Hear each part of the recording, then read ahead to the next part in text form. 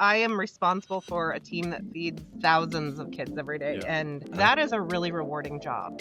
Levine School District really is the hub of the community. We are 100% CEP. All of our children eat for free. I have noticed how far industry has come with moving forward on that cleaner label. We want our families too to trust that not only is Yeah. it delicious and healthy, but it's safe to eat. Right. That's the big deal. Well, welcome to another episode of the Culinary 360 podcast. And I'm Chef Robert. And I'm Chef Luke. And I am Chef Ryan. Today, we're really excited to have Jennifer Gordon with us. She is a director for the Levine School District here in Metro Phoenix. And she is also the National Director of the Year with the SNA.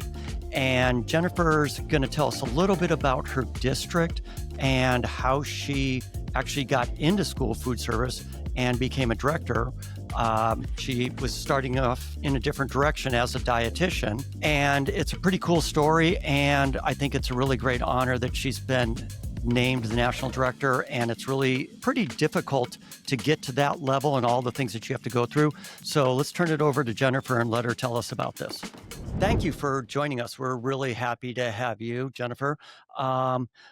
Would you mind telling our listeners a little bit about the Levine district, where here in Phoenix you're located, and maybe some population numbers for the district and some participation numbers maybe, and also, the number of meals you're doing and anything else you want to tell us about the district, please? Sure. So Levine School District is located in the southwest. It's a southwest village of Phoenix. So we, butt up right against. We're kind of sandwiched in between South Mountain and the Estrella Mountains. This is a kind of a booming area right now with the 202 freeway. When that was built, it really opened up a lot of new housing in the area. So this Levine kind of started as a little rural town, and it's kind of growing into this huge new desirable area to live. And so the school district right now it's a K-8 school district, pre-K through 8. And Right. we feed into the Phoenix Union School District, along with, I think there's several other elementary school districts that feed into Phoenix Union. Our current enrollment is around 8,200 and growing. I think when I started with the district 10 years ago, we were in the 5,000 range as far as enrollment goes. So we're fortunate that we're growing. We're actually building a 10th school that's set to open in August. And so we're Wow. really excited about that. So yeah, we're kind of morphing into this from this urban small town feel to a little bit more of a metro looking feel to it. And Levine is definitely it's got its own identity as a close knit community, and so Levine School District really is the hub of the community. So I love being part of a district that really supports the community, and the community supports us. Um, we are 100% CEP, so district-wide CEP, meaning all of our children eat for free. We're in year 2 of that 4-year cycle. Very excited about that. And so that's been amazing in terms of seeing a lot more participation with our meals. Um, Prior to going CEP, our free and reduced percentage average district-wide was about 70%. So we've got schools that go up to, the mid 90s, high 90s, and then a school down in the lower 30s, 40s, free and reduced percentage wise. But I would say, average is around that 70%. I think the demographics in our school district will be changing as more and more families come in and all of the new housing. And so we'll see if those demographics change. That's kind of why I wanted to grab a hold of being eligible for CEP when we were. And we'll just kind of see what the next 3+ years of the cycle look like. And if we're able to renew, I really hope we are. It's been such a wonderful benefit for our community. All of our schools are designed pre-K through 8. So we don't have any set elementary schools and middle schools. They're all designed to house 1,000+ kids. And so we've got big schools, and again, range from pre-K to 8th grade. So, that in and of itself creates challenges and benefits. So that's a little bit about Levine School District.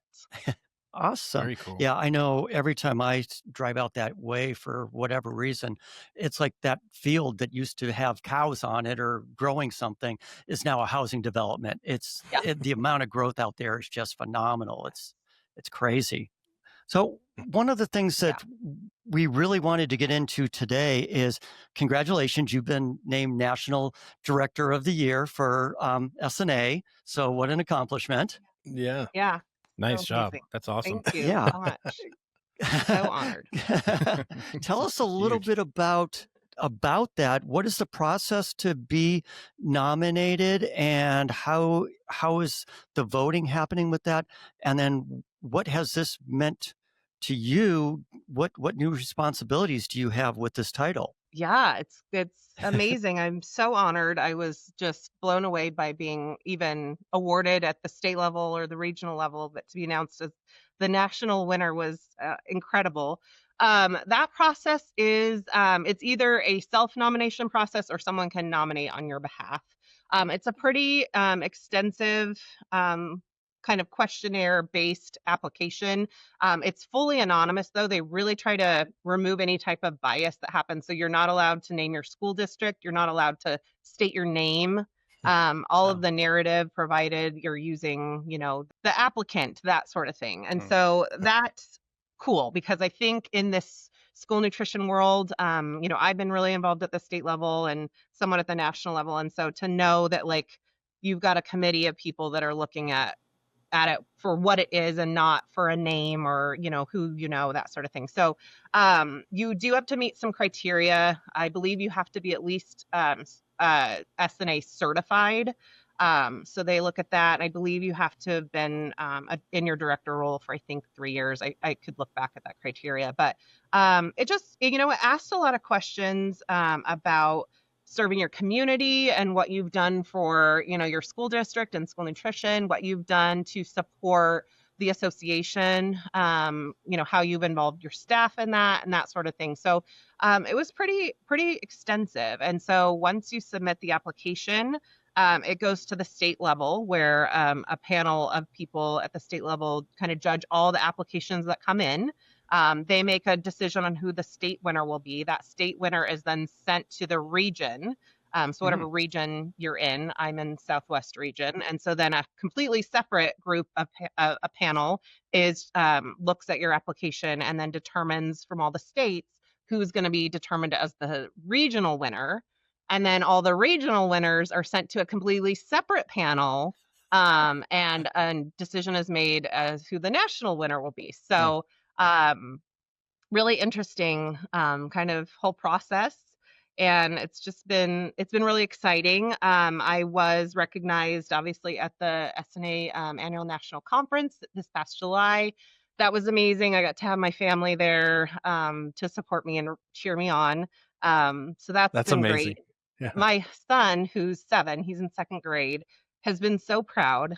Anytime we talk to anyone just randomly publicly, this literally happened this week. We were talking to um, just this woman who happened to be the mom of someone I knew, just ran into each other, and she's like, "Oh, what do you do? Where do you work?" And so I was explaining things, and my son was right there, and he was like, "Yeah," and she's the national director of the year, and it's so cute. Like he's so proud.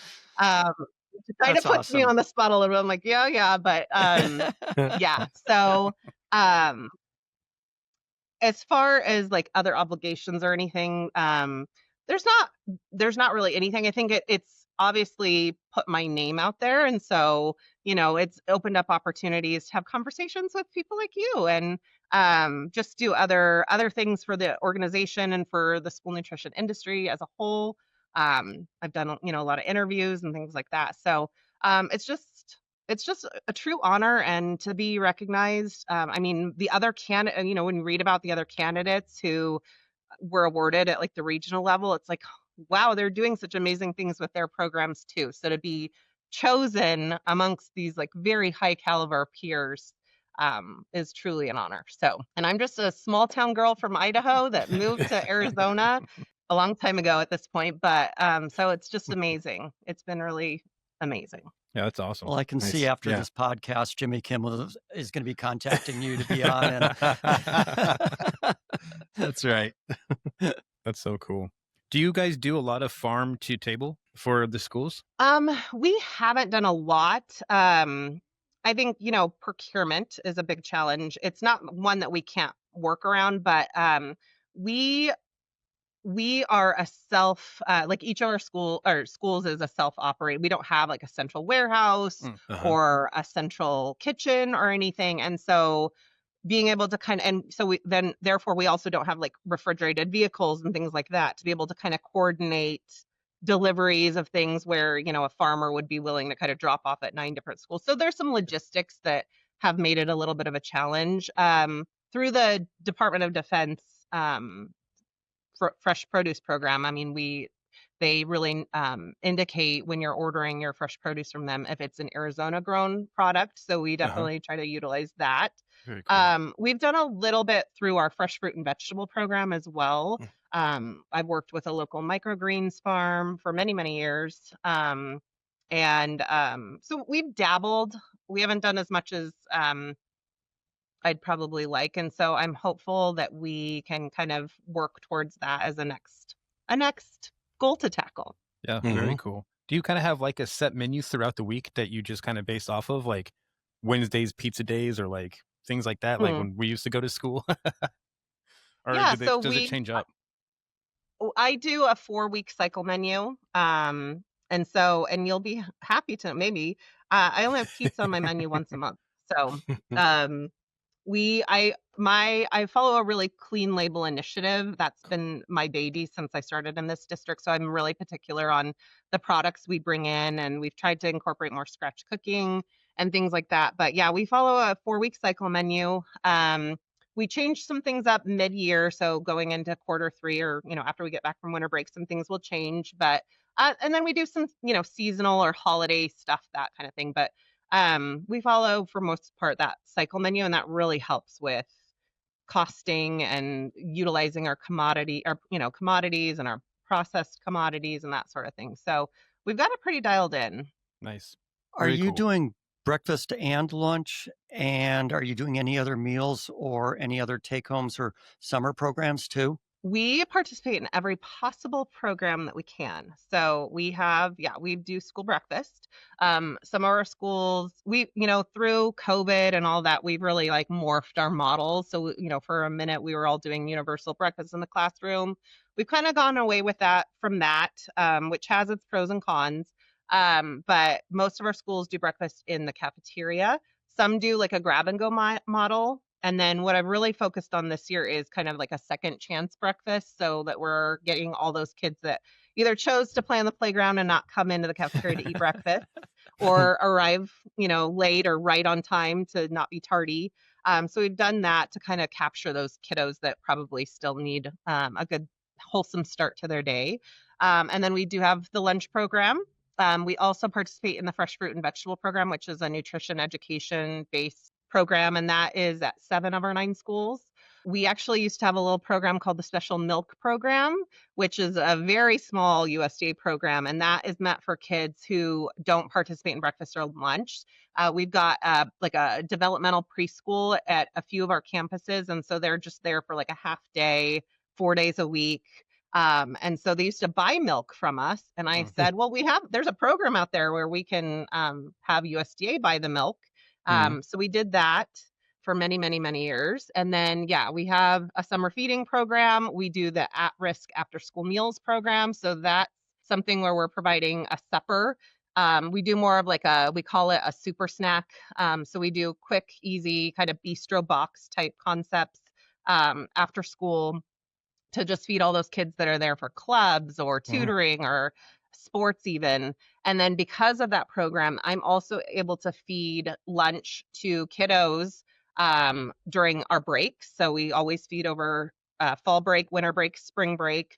Sometimes I'll have groups that are going on a field trip on a Saturday, and so through this program we can do that as well. So yeah, we take advantage of every possible program that we can here, for Very Wow, cool. that sure. is awesome. Smart. That is great. That's good to hear. Yeah, super smart. Mhm. Getting all those programs dialed in.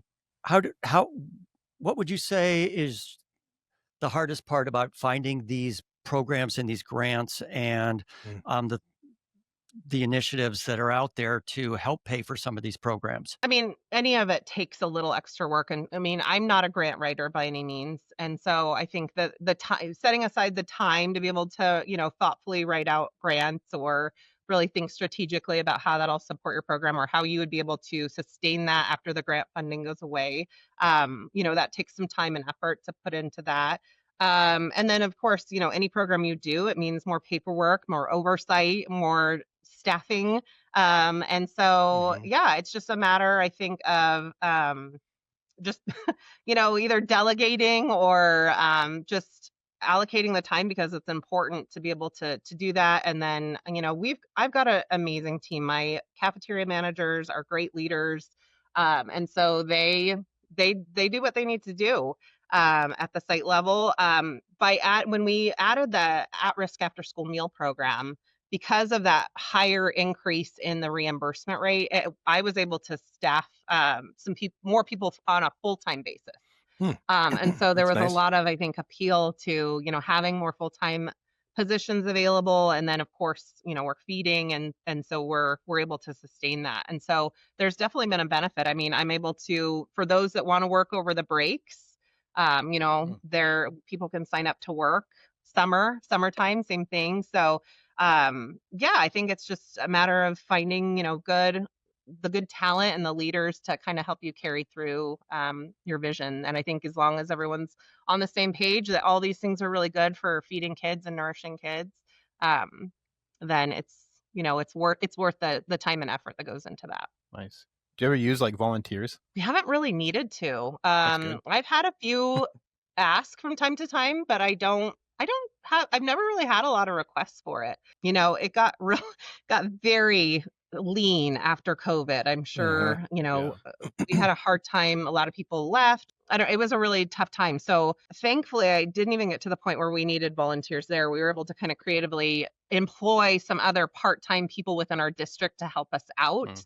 And so I don't know. I try to really, I guess you could consider me kind of a strategic thinker. And so I just try to do it in like a win-win for everyone. So if people wanted to volunteer, I think especially parents, I think it's great for them to get in and kind of see the behind the scenes of what we do every day. I think it gives them a much better perspective of what it takes to put this, these amazing meals on trays.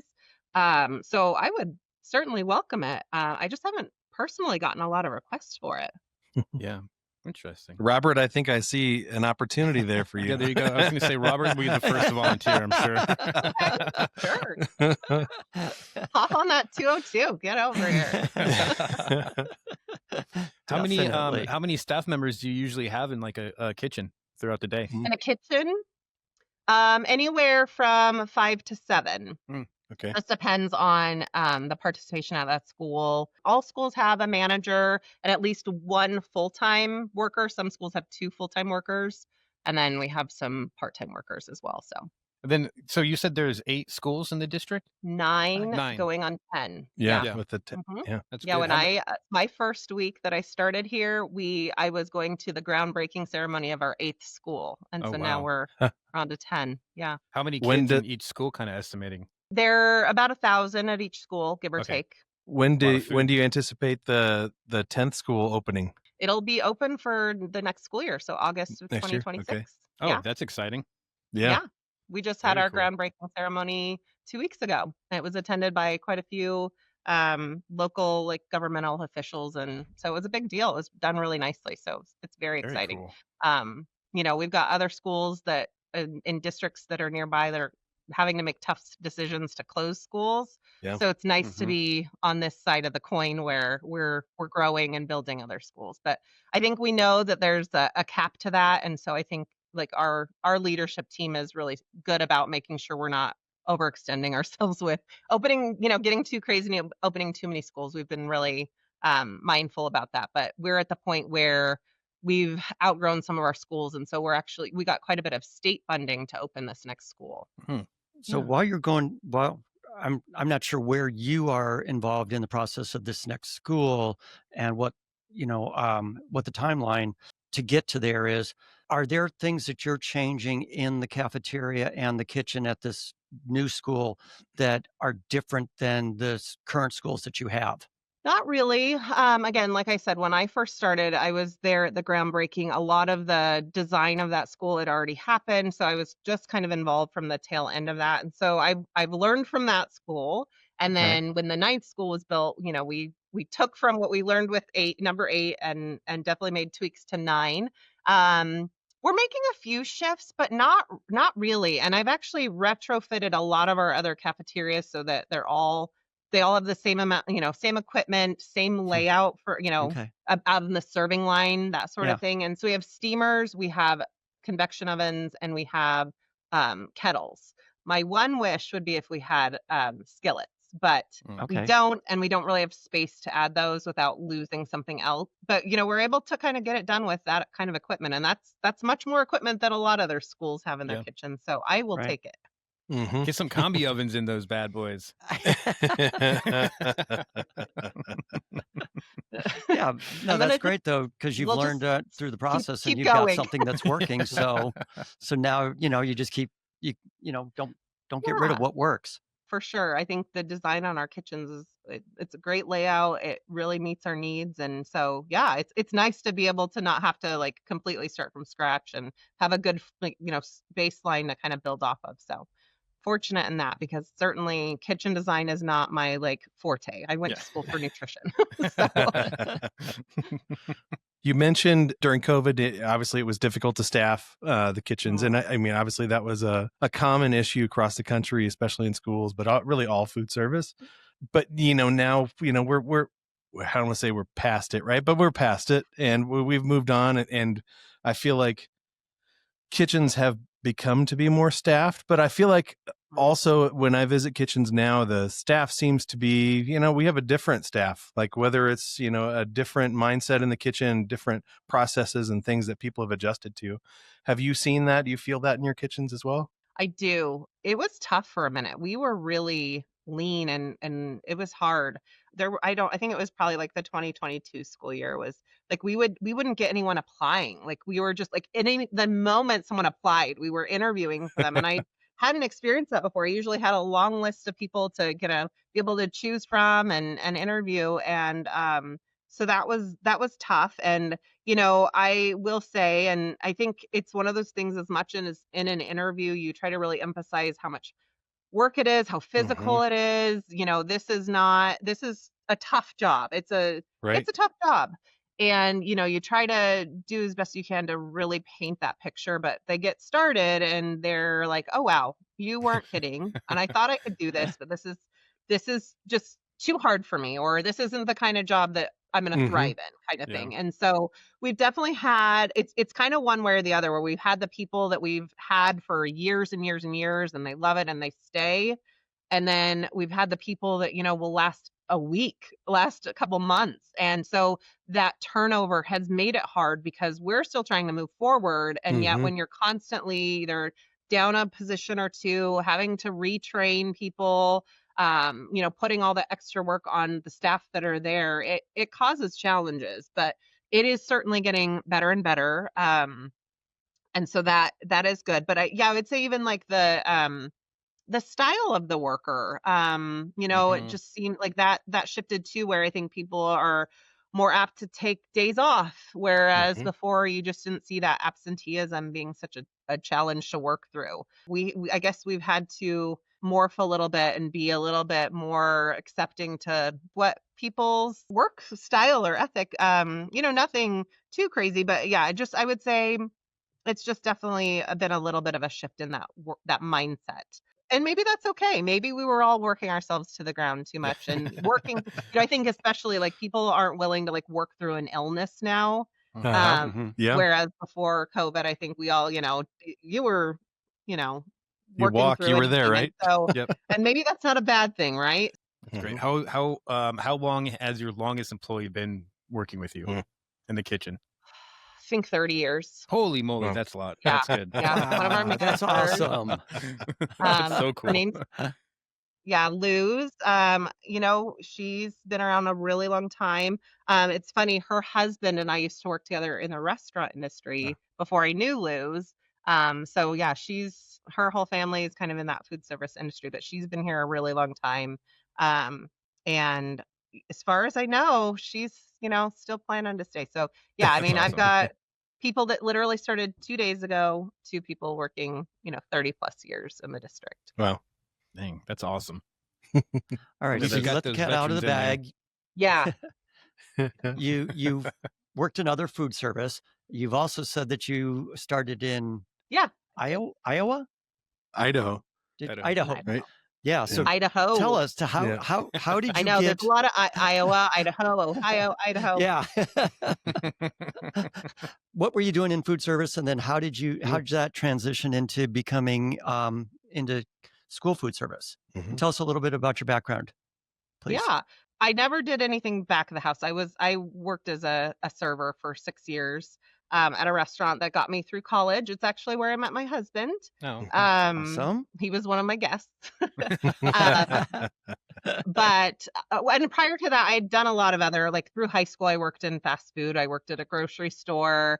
I've always kind of had my pinky toe in food service in some capacity, but I went to school to do nutrition. How did I land in school nutrition? So that's interesting. When I got into nutrition, I thought for sure, and as most dietitians do, that you're going to work in an eating disorder clinic or you're going to work for like weight loss. Like those are the big things that a lot of dietitians think they're going to do. And I remember being in a community nutrition class and learning about all these different programs, WIC, the school lunch program, SNAP, all those things. And it really kind of became a full circle moment for me because growing up, I grew up in a very food insecure household.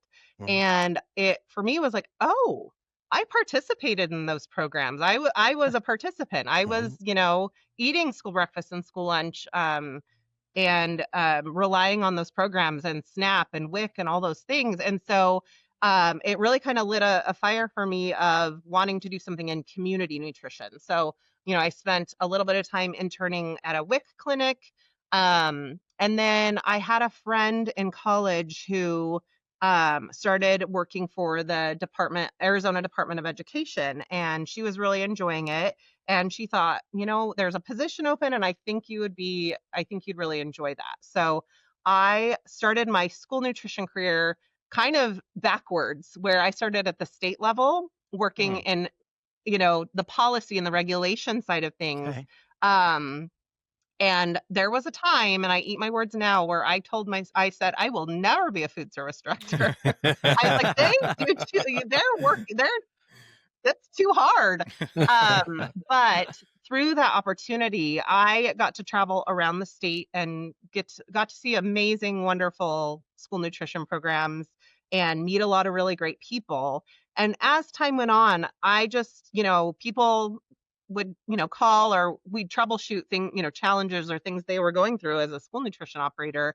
And I just started kind of getting the bug of like, you know what, maybe I could do this. I think I've got some good ideas. I think maybe I could do it. So I took a job at our nearby school district as their menu planner and nutritionist at Roosevelt School District, which is just, you probably are familiar with it, Yeah. and worked there for 2 years. And that was really, really good for me because I got to learn the other side of it without having to be the director and like kind of all that decision making falling on me. I got, I Mhm. learned a lot from working there, and then this position in Levine opened up and I decided to go for it, and it worked out. So I've been here now for I think I'm in my 11th school year, but 10 years now. I started in Nice. September of 2015. That's awesome. Um, and so, yeah, it's been a little bit of an opposite path. I think in a lot of states, you start out as a director and you like retire at the state level. Yeah, it's interesting, but it really laid a good foundation for me to have a true sense of policy and regulation, and Mhm. got to kind of see how a lot of different districts were implementing the rules and regs. And so it was really good. It laid a foundation for me to know like the basics, and then I could kind of take my creativity and vision and kind of work that in. So, Yeah, definitely. That is interesting to kind of think about starting off at the state and then seeing other Mhm. districts and then going into that one Mhm. district and you're like, I know what to do really good and I know what to do not to make it bad. yeah, as in hindsight, because my role at the state level, I did a lot of training, but part of my role was audits. And Oh, so I was Oh, going around geez. and Yeah. doing all the audits of these districts. And, I tell myself in hindsight all the time, like, as a 20-something-year-old, I'm, auditing programs of people who, are veteran school nutrition directors and, Right. probably writing them up for things that in grand, like, you know what I mean? Just very Uh-huh. black and white, kind of writing up findings that probably there could have been some gray area. And so I kind of joke that, I really didn't have any business being like an auditor, not having the local level perspective. Right. Uh-huh. And so but yeah, it was a really, really great pathway for me. I think, I wouldn't change a thing about it. Yeah, definitely. So like you said, you would audit things for people with like little gray and white areas and things like that. And now being Mhm. in like and this is, you can just give me a wink or a thumbs up. Do you kind of like, not necessarily like break some of the rules or kind of like play around things since you kind of know what that Mhm. is and like in a good way. Does that make Um, sense? Kind of in a yeah, way? no, Yeah. it makes sense. No, I think, I'm a person of integrity. So of course my intention is always to follow the rules, but I think because I have both perspectives and kind of know the intention of what the regulation means, I think I err on the right side of the gray area. Yeah. But Uh-huh. but I think, yeah, there's got to be gray for something. Like Right. there's definitely some absolutely nots or whatever, but Mhm. no, I've told this with my team because I don't want them to get nervous or feel like we have to clean everything up if the auditors come in. But I've always told them, like, anyone is welcome to come into our kitchens at any point in time. I've always told my staff, if you're doing what you're told and taught and you're following our policies, then you have nothing to worry about because Mhm. we're Uh-huh. doing it the way we should. Right. Um, and so that's important to me because, I've been on the other side and I know how intimidating it can be. Um, and so I just want everyone to feel really comfortable and confident that what they're doing um, is right. And, Yeah. I entrust my managers to make decisions and, come to me if they have questions. But, I think I've laid a good foundation with them too on, where that black and white is and we can talk about the gray in the middle. Definitely. That just gave me Yeah. like flashbacks of when you said, I don't want my staff to get nervous when an auditor Uh-huh. walks in. It's like Yeah. when you're a chef and the health department walks in and you're like in a rush and you're like, God, Oh, get yeah. your towels, change Yeah, the sandy Get this. buckets, put Go that over do this. there. Yeah. Clean that up. I Yeah. know. You stall Mhm. There them may at or the may not front be a desk, and text everybody hits the thread going walk-in. on. Yeah. There may or may not be a text thread going on when like the health department's Uh-huh. at one school because it means they're probably going to go to a couple other schools. The red eagle has So landed. The red Smart. eagle has landed. Yeah, I worked at a restaurant years ago that had fairly high end clientele, and it was real early on in my career, and the chef there, still friends with, like a great guy, but had a really good take on a lot of these types of things, and he just, like you, great answer by the way, like you, he was just like, no, I mean, we have a job to do, you guys do your jobs very well, like I really have no, there should be no different direction given to you, Mhm. no matter who it is, whether it's the health department that's walking in, or if it's some super high end customer that wants to come in, that's renting out and only wants their stuff the way they want it. We do our job, we make our menu, we do that menu really well. You're going to do that for every single person that comes through that door, no matter Yeah. what, right? And so I love that. I love that response. I love your Yeah. answer. thanks. I guess I can text the State Department not to worry about you now. Yeah. No, I mean maybe I'm sure this is the case because I do feel like a lot of schools or kitchens are known to be really clean and like Mhm. sanitary, but we always get great A grades.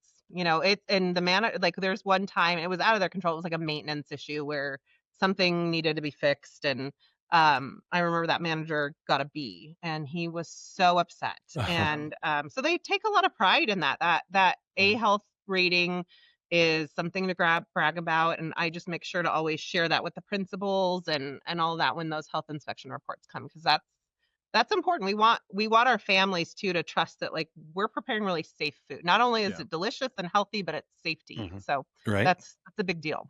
And it feels so good too when you have things in place already to where you don't even have to sweat about it. And then you get that A+ and you're just like, I'm awesome. I did this great. The systems are in place. I'm following the rules and things like that. And that's just how to be successful with things like that. And that's great leadership. And like you Yeah, were saying, agree. it's inspiring for them to get that A. And, if they get dinged and get a B, you take it personally. It's, you're, you always want that best grade. Yeah. Yeah. I remember Yeah. when I was chefing and I would always 90% or above, and that was our goal. And then it was, okay, I'm at 90%. Now we're going to go 95 or above and just kind of keep improving and putting new things in place. And it was always fun. And you'd get below a 90 and I would fire everybody and get a new staff. And then it was just a mess. No, you wouldn't. I'll do it You're too myself. nice. Get out of here. Right. Then you get a 60. Yeah, I get a 60. So I just sit in the office and don't do anything. Do you feel like you will be in this role for a while, or do you have any kind of like perspectives out there that you're kind of shooting for? That's a great question. I am super happy doing what I do. I mean, I get to like, I don't personally feed, I love serving by the way, but I don't personally feed kids every day, but I am responsible for a team that feeds thousands of kids every day. Yeah. And that is a really rewarding job. So no, I foresee probably retiring in a job like this. Awesome. I mean, I love to come to work every day. It's very fulfilling. I love seeing my team thrive. We've been able to conquer a lot of challenges, and so I'm always, on board for embracing something new. And so, yeah, I mean, it never gets old. Like, I don't feel like I'm in a job where I feel stagnant. I don't feel, like I'm looking for something else. I mean, who knows? But I think I don't foresee leaving.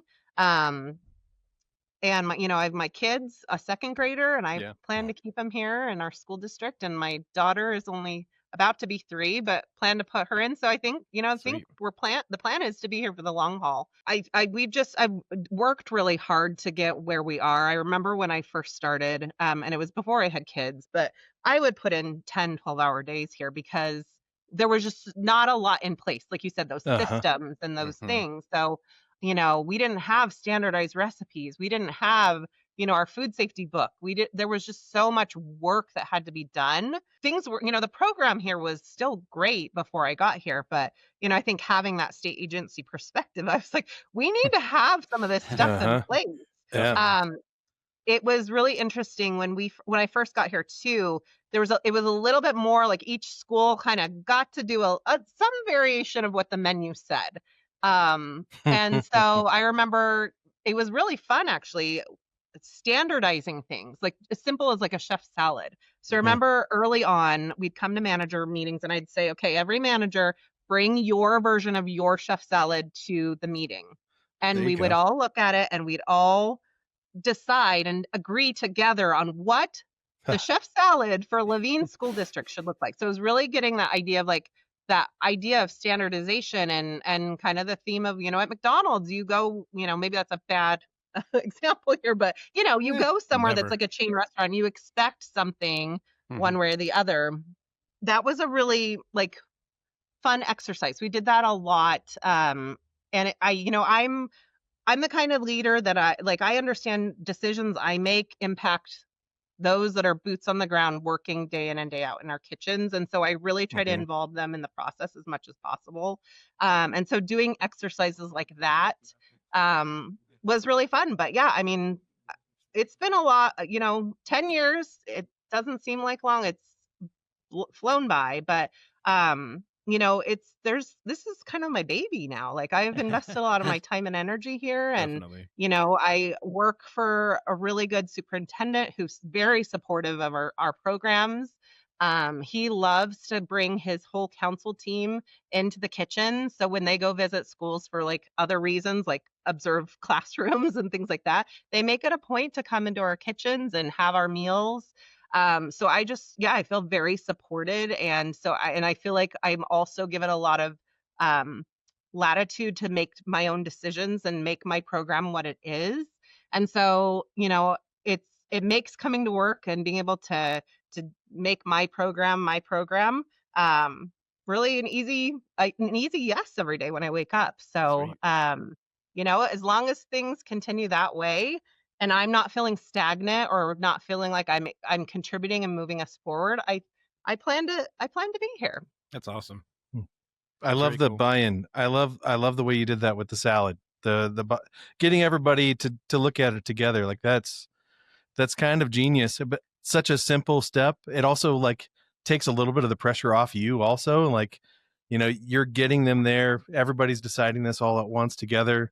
Lovely. Yeah, that's great. I like that. Yeah. Yeah, it's like, yeah, I don't care what the chef salad looks like. I just want you all to, what your Right. kids love. Uh-huh. And so let's just make it the best that it can be. And so it benefits every school. So, Yeah. Mm-hmm. so yeah, that tends to be, especially with the menu. I really let them drive a lot of um that decision making with what we put on our menu, what they know the kids like, Mm-hmm. um and I think because they're involved so much in the process, I think that helps with buy-in Oh yeah, and just absolutely. them feeling like they're really contributing. They're not just being told what to do. They got to be part of that menu creation. Yeah. Mhm. That's So awesome. And can you take that a consistency little is bit key. further, Jennifer? Um, with the menu creation, how does the menu evolve? And bringing new menu items on, do you do tastings, or besides the input from the other kitchen members, what does that process look like? Yeah, so we, again, COVID threw everything off. So, we had moved from this great menu where we were offering a lot of choices to packaging everything, and then we had to ease back in because of staffing. So we went back to like, one menu item a day to, now we're back to our full blown. We offer daily two different hot entrees and then a cold entree, and then we have a very robust salad bar. But what I typically do every year is bring together a committee together to talk about the menu as it stands and what would you change. I like to consider, is this a heavy day labor wise? Can we move some things around and manipulate things around so it makes it more of an even spread? um we take into a lot of consideration what the kids like, and we do kind of theme things up a little bit. Like on Asian Day, I'm doing like, we have like a chicken ramen bowl we do, and we pair that up with something simple like a Oh. chicken egg roll or a dumpling or something that's more heat and serve. Uh-huh. And we do that intentionally. And then we taste test throughout so I'll meet with industry. Like I mentioned before, I have some pretty strict clean label standards that I follow. So we've partnered with the Lifetime Foundation we've been partners with them for many, many years, and they kind of have an ingredient guide. We really try to adhere to that as much as possible. So we're looking for, products that, we've been a little bit progressive where you're starting to see a lot of states come up with some new legislation on ultra processed foods or eliminating dyes and things like that. And we've been doing that for many, many years. And so I created a purchasing guidelines document, and it kind of goes through all of my yeses and nos. So before I got here, we were peanut free. I've remained that way because we've just had so many kids with peanut allergies. Mhm. And we were pork free when I got here as well because we have a high population of families that don't eat pork. I've been okay with that. But so those right off the bat, we don't do peanuts, we don't do pork. I am not a individually wrapped, throw in the oven person. Never Mhm. have been. So I'm looking for bulk products, and I'm looking for labels that have a really clean ingredient deck and are free from the ingredients. It's not just dyes and preservatives, but it's other things that, we probably just shouldn't have in food we're feeding to children. Mhm. And so what I try to be on the forefront of that when a vendor wants to meet with me, and we set up a meeting. I always send them the guidelines ahead of time so that they can come to the table with the products that kind of meet all those checklist items, because it doesn't help them or I if we're wasting our time on products that I'm not going to ever consider bringing into our kitchens. And so then, yeah, after we kind of talk through some things and, oh, yeah, we're looking for a product like that, we'll then, it meets all those check marks. Then we'll do taste testing. We do a lot of taste testing with students. We've done, when we were rolling out our chicken ramen bowl, we did district-wide extensive taste testing. We had 2 dietetic interns with us at the time to help us out. It was a week of intense work. But we did That's great. a cool chart where we were asking kids to put stickers on which toppings they wanted for their ramen bowls, and vote. We were voting on that. But yeah, we just try to change it up. So sometimes we'll do something with like the younger kids or the older kids, or we'll do something we know is going to be maybe a more of a after school meal type item. So we'll do that with a smaller group after school.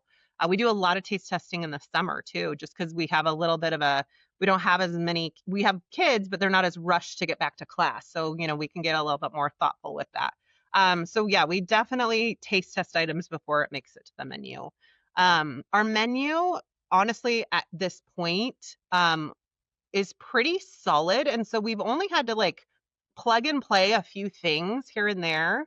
And again, I'm also trying to implement a little bit more scratch cooking at the same time. And so we're just trying, like this year, our big focus was on sauces.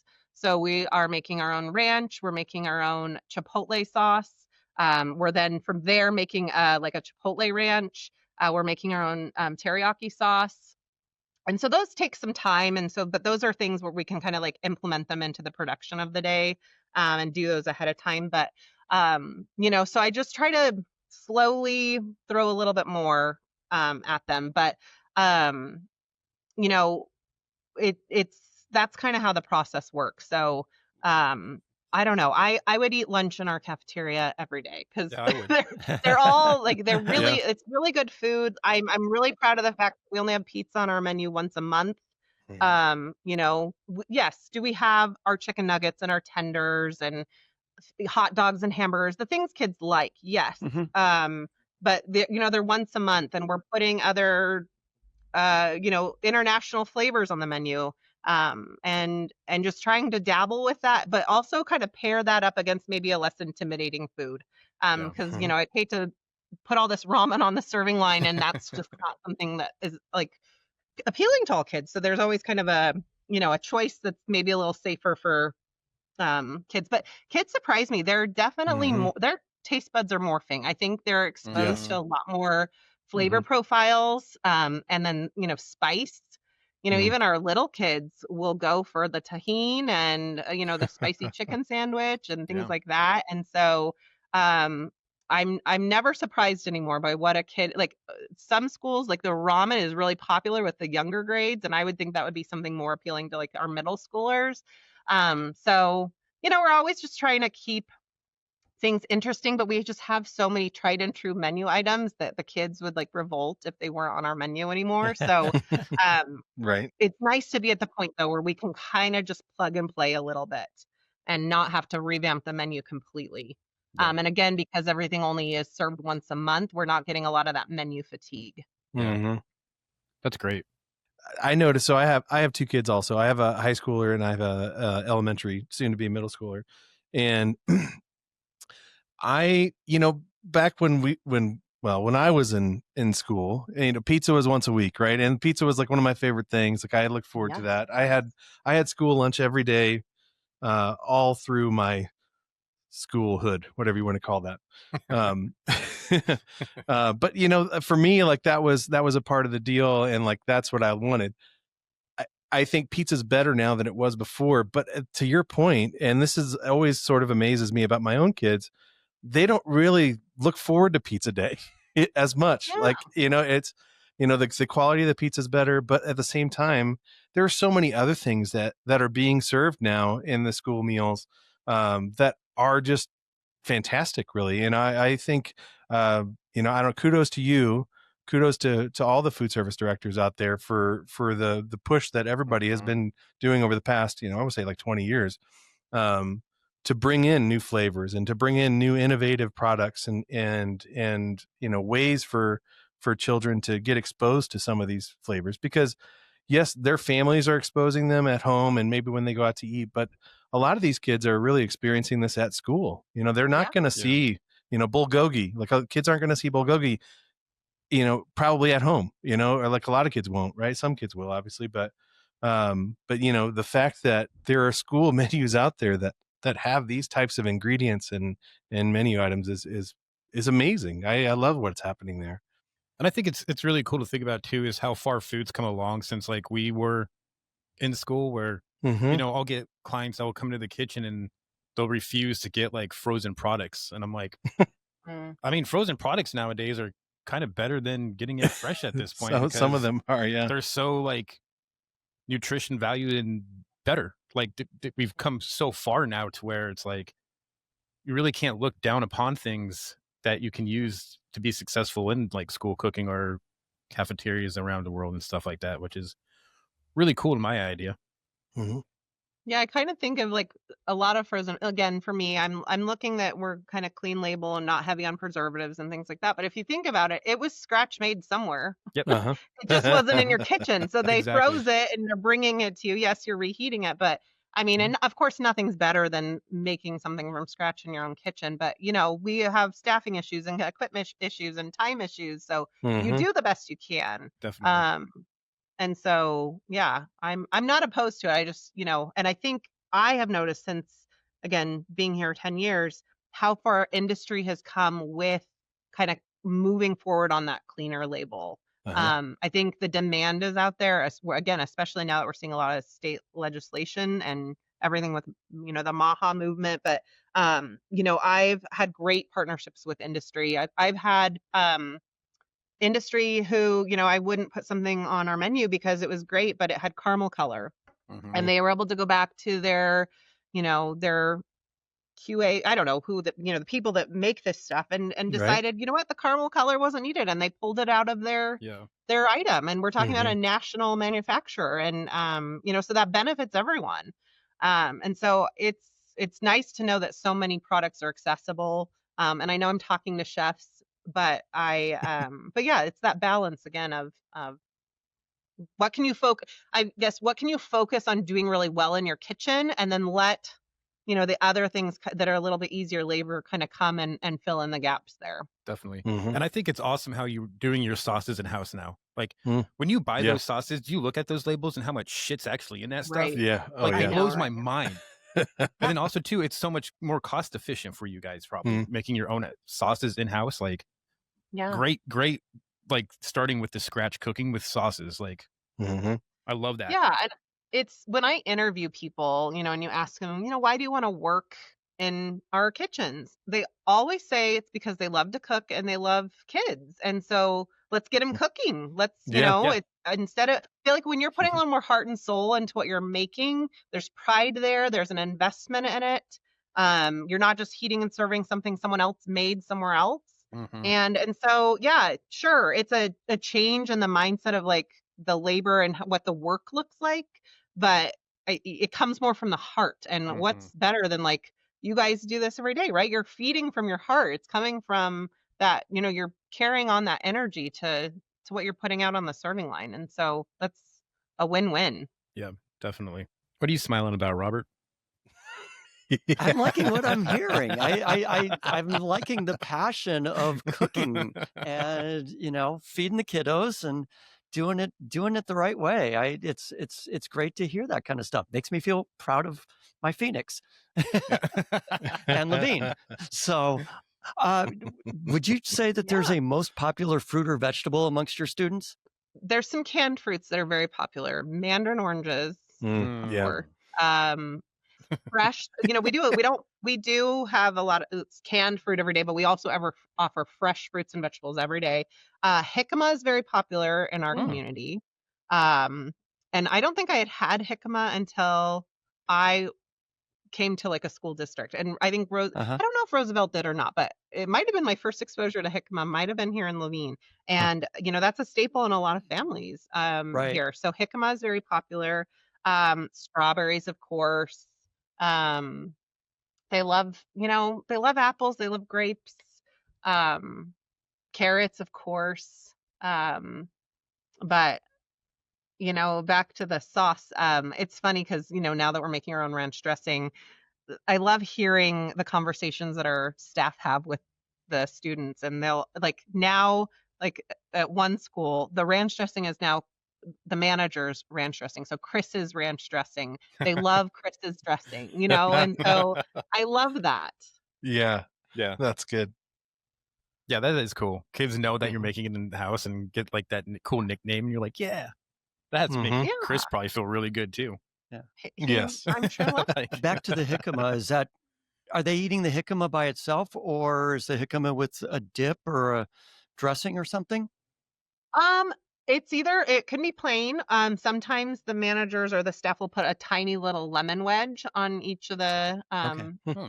we do everything in pre-portioned half cup portions just for it makes it Mhm. easy for offer versus serve and all that compliance Right. stuff. So they'll eat and sometimes they'll get it with they'll get it with tahine, but mostly just that lemon wedge Okay. is all they need with the Yeah. jicama. And yeah, it's obviously peeled Nice. and sliced into like a matchstick kind of Yep. look. So Uh-huh. yeah. Yeah. Jicama. Who would Mhm. thought that people love jicama so much, especially Yeah, right. kids? Yeah, it's a staple. Yeah, but you The- got to the only remember, we're in the Potato Southwest apple. here, so Yeah. we have a lot of jicama. I mean, the Uh-huh. only reason why I ate carrots when I was a kid was because my parents told me it would give me night vision, and then I would run in the backyard and run into the fence. So it didn't That work. sounds So I about stopped right. eating Aaron, carrots. didn't you? Now, See? things are Aaron. starting to make sense, Ryan. Now it all makes sense. And I understand why my parents kept buying me helmets over Christmas and make me go eat carrots and run in the backyard now. That's awesome. Well, Jennifer, what would be? Let's see. What are some of your favorite things to make? What are your favorite things to make food wise? So at home, you mean? Sure. Yeah. At home or Okay. whatever. Yeah. I'm a big breakfast person, so Okay. I love to make and French toast is a staple in our house on the weekends. Nice. So Nice. and my son, again, who's 7, said my French toast is bussin' or used one of those. Yeah. He really likes that. The new lingo. I wish that I could say I like to cook, but it's hard because I feel like my kids personally are still at an age where they're a little bit picky and finicky, and Mhm. my husband's kind of picky and finicky. So me, kind of keep things simple, but I so yeah, I'm not gonna it's funny, I feel like I have an easier time planning my menu and my job, but at home it's such a struggle. I don't know why Mhm. that is. Oh, that's the way it is But for me too. It's all good. yeah, I just need to probably just take some of the lunch to go and just eat it for dinner. Sounds like you'd have good options. Yeah, do it. Yeah. Yeah. Do you get to go into the schools a lot, or are you kind of just based out of your office? I mean, I feel like I do get kind of stuck in the office a lot just with meetings and just work. But I love going to the schools. It's one of my favorite things to do.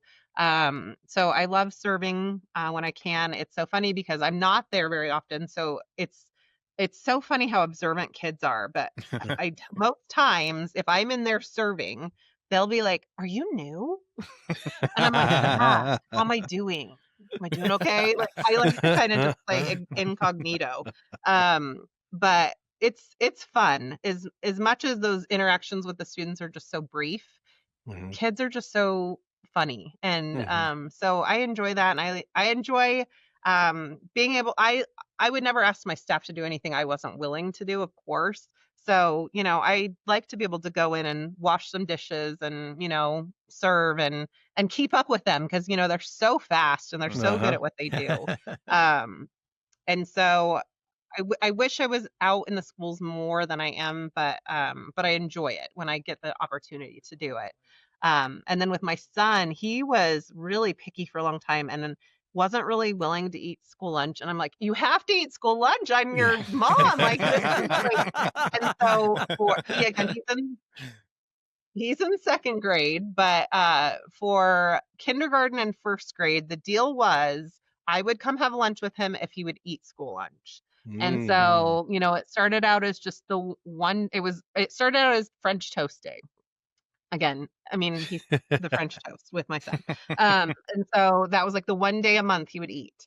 And then it's morphed and morphed. And this year he's in second grade. And I would say most times he's now eating lunch at school.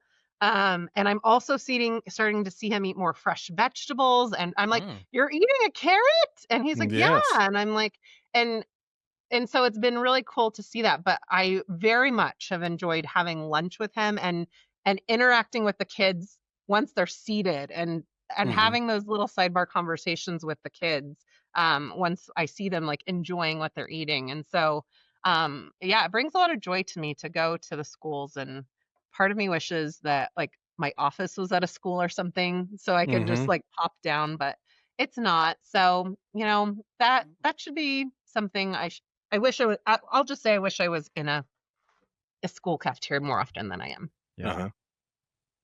Just make an office in a cafeteria somewhere. Like, this is my office I now. mean, I have a laptop, Yeah, right? don't touch my corner. Instead of coffee shops, go to cafeterias. Yeah. Is there Right? something around Arizona that you like to do in your free time? Yeah, I love to hike. I love to hike. Okay. So there's some great mountains just right behind my Yep. office that I used to pretty much hike every day after work. And so now it's more of a luxury to be able to do just time. And we're busy now. Weekends are busy with baseball and swimming Right. and all the things. But I really love to hike and I really love to travel. Um, Again, working for the state, I got to see parts of Arizona that I never would have otherwise. A lot of time spent on the Indian reservations and just really rural areas that hmm you would probably just pass through in your car on your way to somewhere else or never even go on, pass by. And so I love to travel throughout Arizona and just see new things. And um, it's also nice to get out of Phoenix and see like the trees changing and maybe see some snow and that sort of thing during, the fall and winter. So yeah, I very much enjoy that. And yeah, those are probably my big hobbies when it comes to that. Otherwise, I pretty much, mom life. So it's work, and I try to, get to the gym on a fairly regular basis, and then it's the practices and, the games and all the things. So Yeah. I'm definitely in a season of life that's pretty much, work and then family focused. So Yep. Being that chauffeur. Right. yeah, Yeah. Carpools. That's kind of Luke's You do life. a lot of carpools. That's definitely my life right. too. Yep. Yeah, just before this podcast, I was in the carpool lane grabbing the kids. So Nice. Yeah, no, my daughter's a cheerleader, and like their practice schedule is ridiculous. Like I don't even understand it completely, but they have some practices so we're north of Denver, but sometimes their practices are in Denver. So it's a 45-minute drive. We try to like get, some of the girls' parents, we've all gotten together and we now take turns, which is great. So 3 girls, one of us will drive them down and then another person will pick them up. But it's like that practice starts at 6 and ends at 9 p.m. Yeah. And then there's other ones that are like right after school that finish at like 7 or sometimes 8, depending on when they can start. And then now they've started morning practices, which is, oh my. Yeah, you so ever, when you ever do want to you see feed the kids? That's my it? question. Yeah, right. We do lots of like weekend meal planning, right? I mean, Oh, that's yeah, that's that's my smart. thing, right? Like That's smart. I am, so my wife's a great cook too. And so we will I'm the prep cook. She's the chef at home. And Nice. I prep whatever I can, whether it's in a bunch of little deli cups, all the ingredients to make, fried rice or if there's something that we can do in the crock pot, I might just cook it over the weekend in the crock pot and then cool it down in the crock pot. And then we just warm it back up in the crock pot. Whatever it is that we need to do, things that can be done ahead of time. And it's just a reheat. Oh my gosh. We'll try to do at least 3 meals, 3 dinners worth of prep every Saturday or Sunday. That way That's really we've got smart. the majority of the week's kind of figured out. And then you've got some flexibility too. There's a night you decide, no, let's go here, let's go out, or let's order in from somewhere. You can do that Totally. without wasting something. So Yeah. Very smart. yeah. Luke, I think you need to go to Jennifer's house and do some meal prep. Yeah. I'm down. Yeah, I was gonna say I just I'm Long willing drive. to pay someone to come do Yeah. looking to, come down to Phoenix anytime you just swing on by. I'm in. Robert, I'll get the expenses approved. Robert just approved Yeah, it, so it sounds like I'm feel good to like go. that's very much a justifiable expense for sure. Well, Jennifer, this has been great. Thank you so much for joining us for the podcast. I feel like I definitely learned a lot about your district and how you guys do things, and really the reason why you've won, the National Director of the Year award. So Yeah, congratulations. Thank so you. much. that's This huge. has been fun. Pleasure to be here with you guys. So thank Yeah. you so much. Yeah, thank you very much. Congratulations to you, and thanks for representing Arizona. Yeah, Go easy. thank you. Well, that was awesome. What a fun. What a fun podcast that was to have Jennifer on there. How Ooh, that sounds like amazing. Hannibal It was so Corpse. good. Oh, hello, Wow. Clarice. That was so awesome. That was so awesome. But seriously, it was really cool having her on here. So many great accomplishments and how far she's gotten, and especially how she came in and kind of made that district her own and really got it with the programs and being successful with that. Like, great stories to hear. Yeah, I thought it was really fun to hear how when she came into the district, there weren't a lot of SOPs and other things like that in place. And even though the district was great and everything, the food was good and everything was going along, it just, once all that stuff started to get implemented, it made it a better working environment for the team, and it just made their quality of life in their day-to-day that much better. Right? Yeah, no, I thought that I loved all of that. I think I was sort of struck by just like how important the clean labels piece was, right? And how that's been a driving force for her in everything that they do, and even like there was the example where she, they had found something that they liked and they thought was really good and it had caramel color in it, right? And so she was just like, no, I don't care. Like we like it, but sorry, we're not going to use it because it has this in it. And then because of that, because she stuck by her morals, right? Like what she feels is important. That company decided to pull that ingredient out so that they could use it. And then, like she said, it's just kind of making things better for the entire food chain. Everybody that's getting that product. So yeah, super good, super cool. Yeah, definitely a great guest for the podcast, and fun one. Yes. yeah, definitely. Right now we got to do the spinny thing, right? Do I? Am I You still have to doing do- that? Oh, You have to do the spinny yeah, thing. you gotta lead us out, Ryan. Click and subscribe. Oh my God.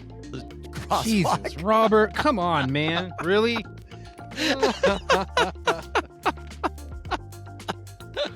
Gotta unlock my wheels. Yeah, there's so much you got to do. You click that subscribe button. Ah, my light bill.